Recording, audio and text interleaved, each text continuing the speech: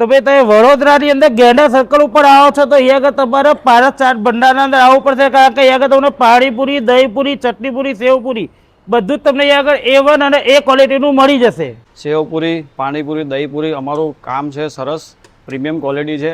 અને 30 થી 32 કેટરિંગમાં અમારું કામ જાય છે. સાક્ષી ચાટ ભંડારના નામથી અમારું કેટરિંગમાં નામ જાય છે. જાય જ ને, કારણ કે બહારથી લોકો પાણીપુરી ખાવા માટે ભાઈ અહીંયા આગળ ટોળે ટોળ આવી જાય છે ને એકદમ આપણે પણ ઘણી બધી વસ્તુઓ લઈ લીધી અને પાણીપુરી અહીંયા આગળ દહીંપુરી, ચટણીપુરી, રાજા કચોરી, સેવપુરી બધું જ એક જ જગ્યાએ મળી જશે. તો ભાઈ પછી આપણે અહીંયા જ આવવું પડે ને. અને ટેસ્ટમાં એક નંબર. અને આ ભાઈ જે આગળ વસ્તુ બનાવે છે એકદમ હાઇજેનિક પાણીથી અને હાઇજીનનું એકદમ ધ્યાન રાખવામાં આવે છે. એટલે કઈ જગ્યાએ તો આપણે અહીંયા આગળ પારસ ચાટ ભંડારની અંદર ભાઈ પાણીપુરી, દહીંપુરી, સેવપુરી A1 ટેસ્ટ.